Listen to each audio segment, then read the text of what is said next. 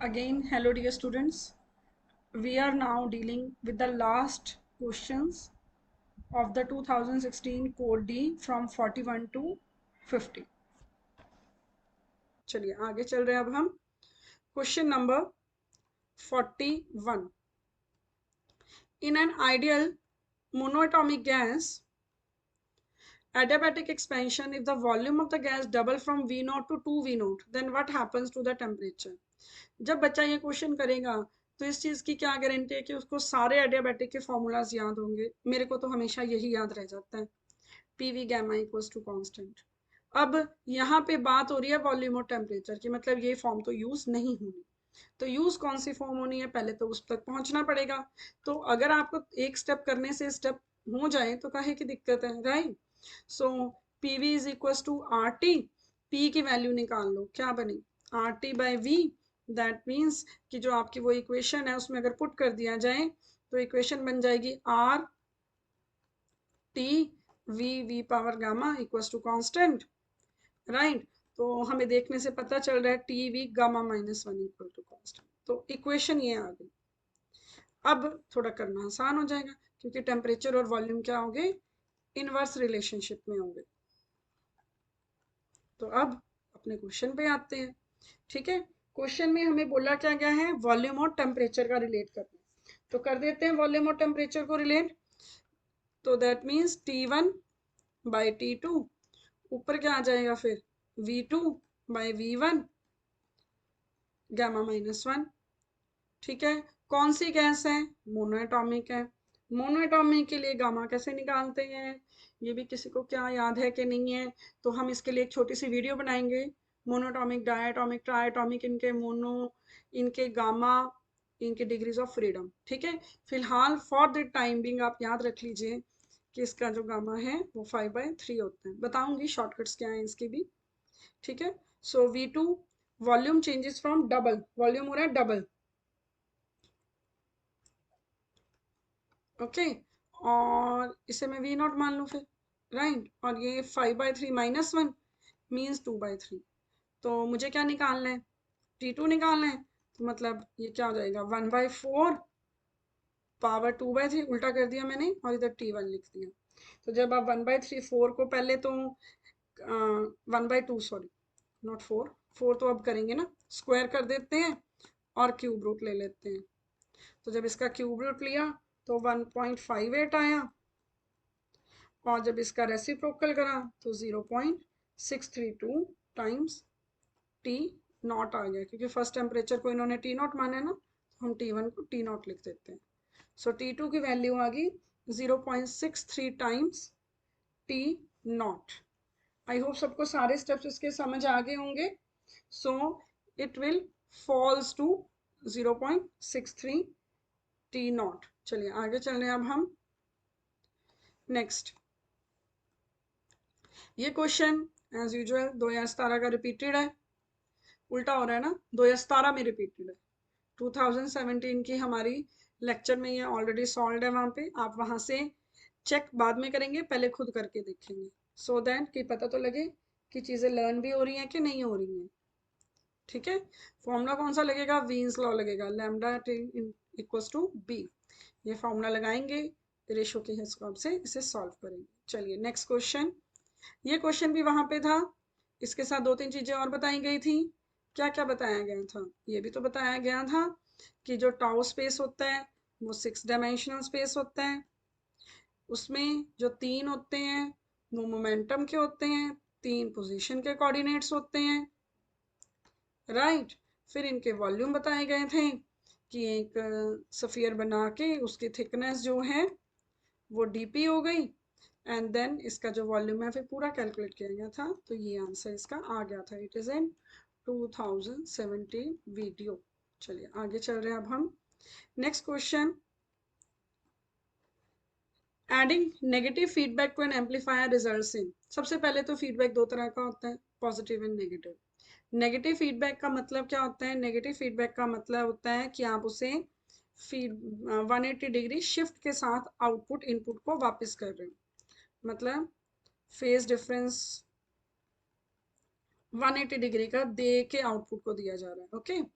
तो phase difference 180 degree when output is fed back to input, उल्टा जा रही है उससे। अच्छा, नेगेटिव फीडबैक से क्या क्या होता है?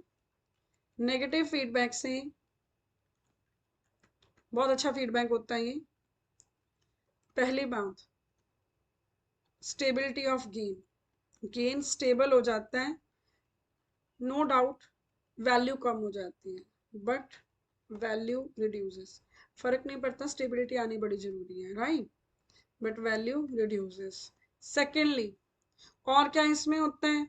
डिस्टॉर्शन डिक्रीज होती है, जो जो चीजें खराब करती हैं सारी कम डिक्रीज होने लग जाती हैं। नॉइज डिक्रीज करता है ये, ठीक है। बैंडविड्थ को बढ़ाता है ये, बैंडविड्थ इंक्रीज होती है, ठीक है। एंड देन फिफ्थ बारी आती है इम्पिडेंस की। इम्पिडेंस पे क्या रोल होता है? दो तरह के सर्किट्स होते हैं इम्पिडेंस में। इम्पिडेंस के लिए एक होता है वोल्टेज सीरीज और एक होता है करंट शंट, ठीक है। वोल्टेज सीरीज में दोनों चीजें चेक करनी होती हैं, इनपुट इम्पिडेंस पे क्या फर्क पड़ा, आउटपुट पे क्या फर्क पड़ा, input and output, input and output. Confusion हो जाएगी ना किसमें इंक्रीज किसमें डिक्रीज है। एक ट्रिक बता रही हूँ, वायो, सोनी के लैपटॉप्स आते थे ना, वायो आते थे, अब तो बेचारे कम ही आते हैं। वायो, वायो में ये जो आई है ना, ये मैंने इसके ऊपर अम्ब्रेला सी बना दी, मतलब वोल्टेज सीरीज में इनपुट, एरो है ना ऊपर, इंक्रीज करेगी और आउटपुट फिर क्या करेगी, डिक्रीज करेगी। सो इनपुट इम्पिडेंस जो है वो बढ़ जाएगी, कितनी, ए प्लस बीटा बढ़ जाएगी। सारा ए प्लस बीटा की गेम है यहाँ पे। और यहाँ पे जो आउटपुट इम्पिडेंस है वो क्या होगी, वो फिर उतनी कम हो जाएगी। करंट शंट में उल्टा होता है, वहां पे क्या होता है, उल्टा होएगा, मतलब इनपुट वाली डिक्रीज कर जाएगी, आउटपुट वाली इंक्रीज कर जाएगी, ठीक है। कंफ्यूज नहीं होना, ट्रिक याद रखें, वायो, ठीक है। चलो जी, तो अब हम अपने क्वेश्चन पे आते हैं। अब हम अपने सारे ऑप्शंस को डिटेल से पढ़ते हैं। सबसे पहले गेन डिक्रीज होना चाहिए, बिल्कुल होना चाहिए, फर्स्ट में भी हो रहा है, थर्ड में भी हो रहा है, फोर्थ में भी हो रहा है, बी ऑप्शन कट हो गई। डिस्टॉर्शन कम होनी चाहिए, ये कह रहे हैं डिस्टॉर्शन बढ़ रही है, ये दोनों कह रहे हैं कम हो रही है, ये भी कट गई। अब दो में ऑप्शन आ गई है ना, decrease gain decrease gain decrease distortion decrease, increase input impedance decrease output impedance. अब सोचने वाली बात है, इसने बताया कोई कि करंट शंट है कि वोल्टेज सीरीज है? हमें इसने कुछ नहीं बताया। हमें तो पता है एक में इंक्रीज भी तो होती है, एक में डिक्रीज नहीं होती है। इसका मतलब इसने ज्यादा नहीं पढ़ा हुआ, बस इसने थोड़ा सा ही पढ़ा हुआ है। तो इसके हिसाब से तो जो आंसर की में ऑप्शन है वो वायो वाली है, मतलब इनपुट इम्पिडेंस इंक्रीज होती है, आउटपुट वाली डिक्रीज होती है, increase output decreases. C option is a correct answer. चलिए आगे चल रहे हैं, अब हम नेक्स्ट क्वेश्चन नेक्स्ट पेज पे हैं। ओके, ये क्वेश्चन कराया जा चुका है जी 2017 के पेपर में, हम उल्टा चले थे, तो 2017 में ये ऑलरेडी हो चुका है और ये आप लोग खुद रिपीट करेंगे, it's your duty to do it, ठीक है, ऑलरेडी डन है बेटे। नेक्स्ट क्वेश्चन, ये भी आपको एक प्रीवियस ईयर पेपर में बताया जा चुका है, टनल डायोड का क्वेश्चन है ये। नेगेटिव डिफरेंशियल रेजिस्टेंस एक ही डायोड की होती है और वो टनल डायोड की है। This is already done, check कर लीजिएगा वीडियोस में, आपको मिल जाएगा ये क्वेश्चन। नेक्स्ट क्वेश्चन, ये क्वेश्चन भी हम कर चुके हैं कि कॉमन बेस कॉन्फ़िगरेशन में आउटपुट वोल्ट एम्पियर कैरेक्टरिस्टिक कैसे शो करे जाते हैं, ये क्वेश्चन भी ऑलरेडी हो चुका है, ठीक है, और इसका आंसर ये ऑप्शन है। नेक्स्ट क्वेश्चन, ये क्वेश्चन भी हम ऑलरेडी कर चुके हैं। You can easily see papers कितना ज़्यादा रिपीट होते हैं, कम से कम 5-7 क्वेश्चन तो आने चाहिए, सो आपको बहुत फ़ायदा होने वाला है।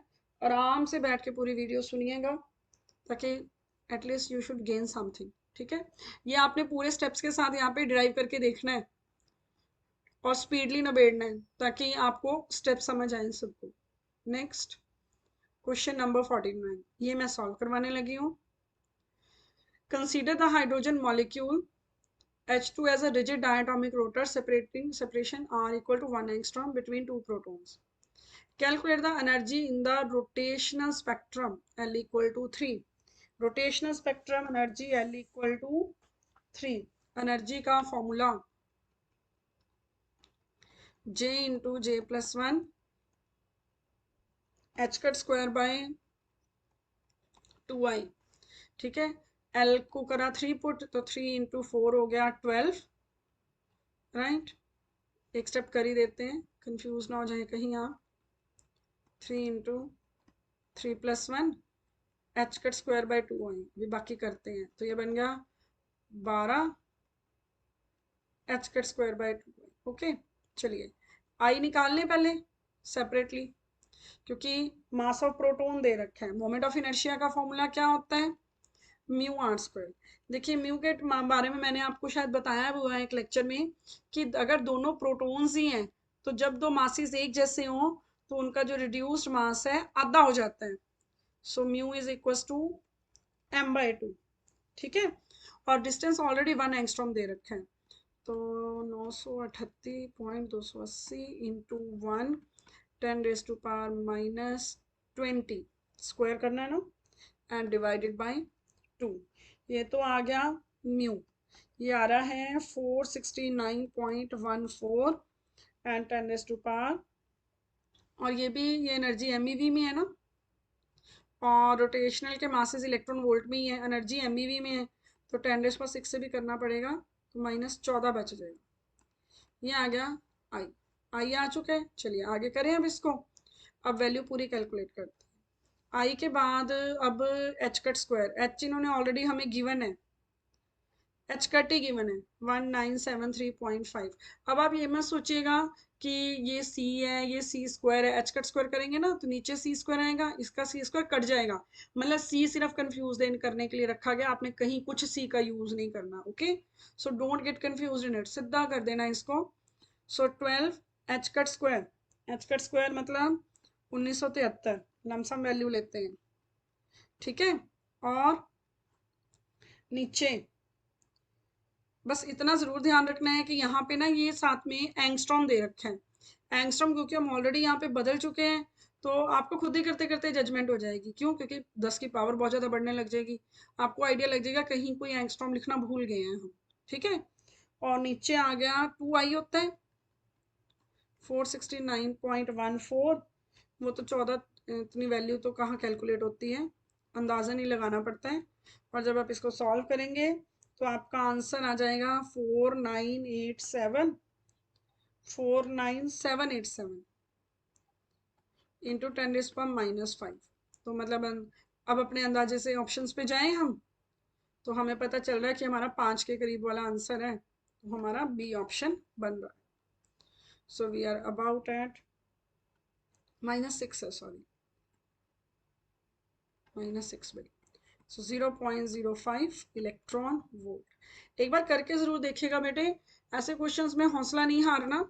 नो डाउट टाइम लेते हैं, बिल्कुल लेते हैं, मैंने 2 बार मैंने करके देखा हुआ है तो आप कहोगे मैम आपका तो जल्दी हो गया, हमारे पास कौन सा कैलकुलेटर होगा, बट कई बार चीजें क्लिक कर जाती हैं। अप्रॉक्सीमेट आंसर तो देखे आ ही सकते हो ना, राइट।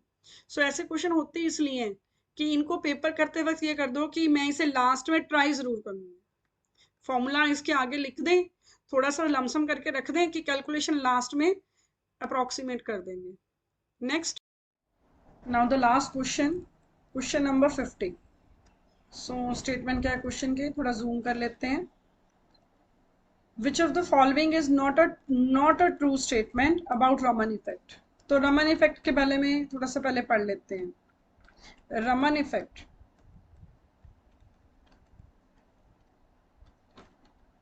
नोबेल प्राइज मिला था साइंटिस्ट को इसके लिए। रमन इफेक्ट में सबसे पहले तो ये बताया गया था कि जो होमोन्यूक्लियर मॉलिक्यूल्स हैं,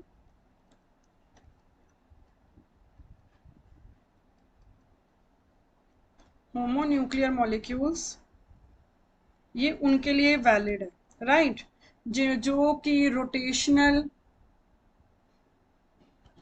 एंड वाइब्रेशनल इनएक्टिव होते हैं, ये उनको भी दिखा देता है, ठीक है।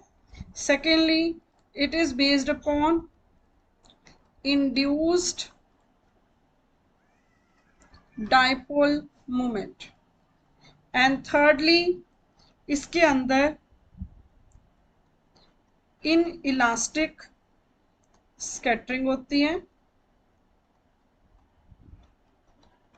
और इसका जो सिलेक्शन रूल है डेल्टा जी होता है 0 ±2, ठीक है।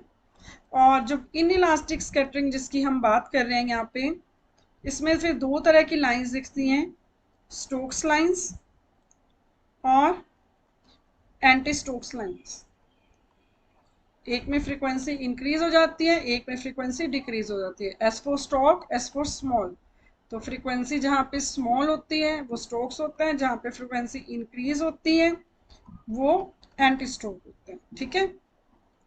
फ्रीक्वेंसी स्मॉल मतलब लैम्डा हाई, तो लैम्डा हाई, और अगर लैम्डा हाई तो फिर ये कौन सी हो जाएंगी, वेवलेंथ बढ़ जाना, रेड शिफ्ट। तो ये कौन सी शिफ्ट हो जाती है, फिर ब्लू शिफ्ट, ठीक है। अब हम क्वेश्चन पे आ जाते हैं। Energy is exchange with the molecule, frequency change होती है, result of induced dipole moment, ये भी बिल्कुल सही है। स्कैटरिंग इलास्टिकली नहीं होती, स्कैटरिंग जो होती है वो इन इलास्टिकली होती है, ठीक है। So D option out of them is the wrong one. So it completes the all master cadre papers. अब हम स्टार्ट करेंगे next series meritorious and lecture cadre papers की। आप हमारा चैनल ज़रूर सब्सक्राइब करें, ज़रूर कमेंट करें, so that we can know कि आपको हमारी पेपर डिस्कशंस कैसी लगी। Thank you.